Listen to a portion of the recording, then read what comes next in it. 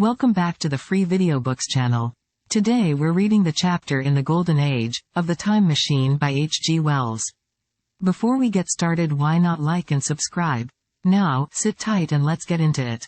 In another moment we were standing face to face, I and this fragile thing out of futurity. He came straight up to me and laughed into my eyes.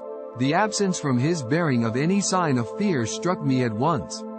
Then he turned to the two others who were following him and spoke to them in a strange and very sweet and liquid tongue. There were others coming, and presently a little group of perhaps 8 or 10 of these exquisite creatures were about me. One of them addressed me. It came into my head, oddly enough, that my voice was too harsh and deep for them. So I shook my head, and, pointing to my ears, shook it again. He came a step forward, hesitated, and then touched my hand. Then I felt other soft little tentacles upon my back and shoulders. They wanted to make sure I was real. There was nothing in this at all alarming. Indeed, there was something in these pretty little people that inspired confidence, a graceful gentleness, a certain childlike ease. And besides, they looked so frail that I could fancy myself flinging the whole dozen of them about like ninepins. But I made a sudden motion to warn them when I saw their little pink hands feeling at the time machine. Happily then, when it was not too late, I thought of a danger I had hitherto forgotten, and reaching over the bars of the machine I unscrewed the little levers that would set it in motion, and put these in my pocket. Then I turned again to see what I could do in the way of communication. And then, looking more nearly into their features, I saw some further peculiarities in their Dresden china type of prettiness. Their hair, which was uniformly curly, came to a sharp end at the neck and cheek. There was not the faintest suggestion of it on the face, and their ears were singularly minute. The mouths were small, with bright red, rather thin lips, and the little chins ran to a point. The eyes were large and mild. And this may seem egotism on my part. One fancied even that there was a certain lack of the interest I might have expected in them, as they made no effort to communicate with me, but simply stood round me smiling and speaking in soft cooing notes to each other. I began the conversation.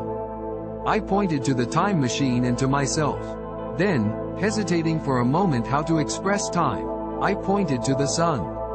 At once a quaintly pretty little figure in checkered purple and white followed my gesture, and then astonished me by imitating the sound of thunder. For a moment I was staggered, though the import of his gesture was plain enough. The question had come into my mind abruptly: were these creatures fools? You may hardly understand how it took me.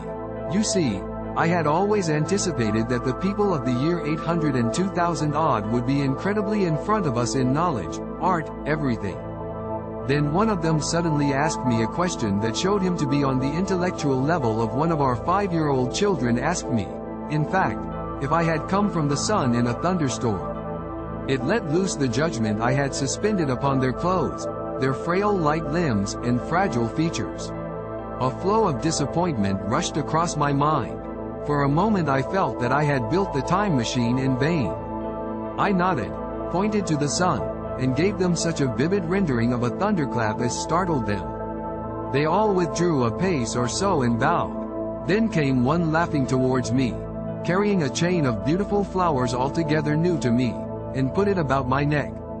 The idea was received with melodious applause, and presently they were all running to and fro for flowers, and laughingly flinging them upon me until I was almost smothered with blossom. You who have never seen the like can scarcely imagine what delicate and wonderful flowers countless years of culture had created.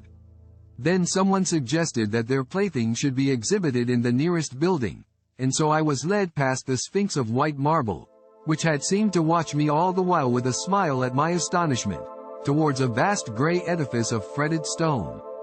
As I went with them, the memory of my confident anticipations of a profoundly grave and intellectual posterity came, with irresistible merriment, to my mind. The building had a huge entry, and was altogether of colossal dimensions. I was naturally most occupied with the growing crowd of little people, and with the big open portals that yawned before me, shadowy and mysterious. My general impression of the world I saw over their heads was a tangled waste of beautiful bushes and flowers, a long neglected and yet weedless garden. I saw a number of tall spikes of strange white flowers, measuring a foot perhaps across the spread of the waxen petals. They grew scattered, as if wild, among the variegated shrubs, but, as I say, I did not examine them closely at this time. The time machine was left deserted on the turf among the rhododendrons. The arch of the doorway was richly carved, but naturally I did not observe the carving very narrowly, though I fancied I saw suggestions of old Venetian decorations as I passed through, and it struck me that they were very badly broken and weather-worn. Several more brightly clad people met me in the doorway, and so we entered, I, dressed in dingy 19th century garments, looking grotesque enough, garlanded with flowers, and surrounded by an eddying mass of bright, soft-colored robes and shining white limbs, in a melodious whirl of laughter and laughing speech. The big doorway opened into a proportionately great hall hung with brown. The roof was in shadow, and the windows, partially glazed with colored glass and partially unglazed, admitted a tempered light. The floor was made up of huge blocks of some very hard white metal, not plates nor slabs blocks, and it was so much worn, as I judged by the going to and fro of past generations, as to be deeply channeled along the more frequented ways. Transverse to the length were innumerable tables made of slabs of polished stone, raised, perhaps, a foot from the floor, and upon these were heaps of fruits. Some I recognized as a kind of hypertrophied raspberry and orange, but for the most part they were strange. Between the tables was scattered a great number of cushions. Upon these my conductors seated themselves, signing for me to do likewise. With a pretty absence of ceremony they began to eat the fruit with their hands, flinging peel and stalks, and so forth, into the round openings in the sides of the tables. I was not loath to follow their example, for I felt thirsty and hungry. As I did so I surveyed the hall at my leisure, and perhaps the thing that struck me most was its dilapidated look. The stained glass windows, which displayed only a geometrical pattern, were broken in many places, and the curtains that hung across the lower end were thick with dust. And it caught my eye that the corner of the marble table near me was fractured. Nevertheless, the general effect was extremely rich and picturesque.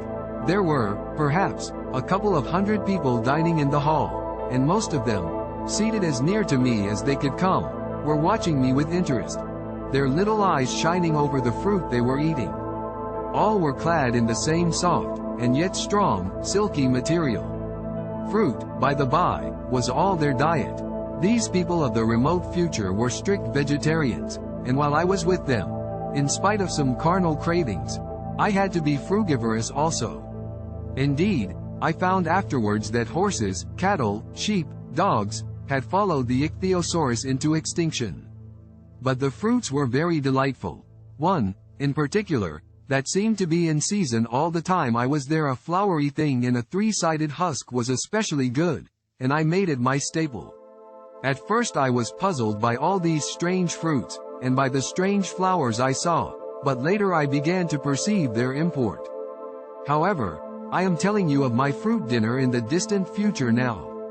So soon as my appetite was a little checked, I determined to make a resolute attempt to learn the speech of these new men of mine. Clearly that was the next thing to do. The fruit seemed a convenient thing to begin upon, and holding one of these up I began a series of interrogative sounds and gestures. I had some considerable difficulty in conveying my meaning. At first my efforts met with a stare of surprise or inextinguishable laughter. But presently a fair-haired little creature seemed to grasp my intention and repeated a name.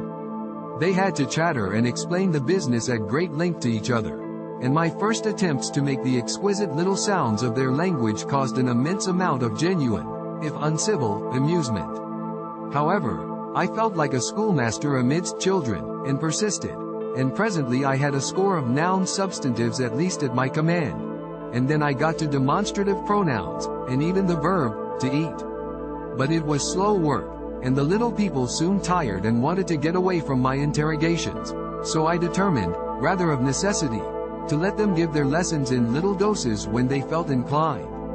And very little doses I found they were before long, for I never met people more indolent or more easily fatigued.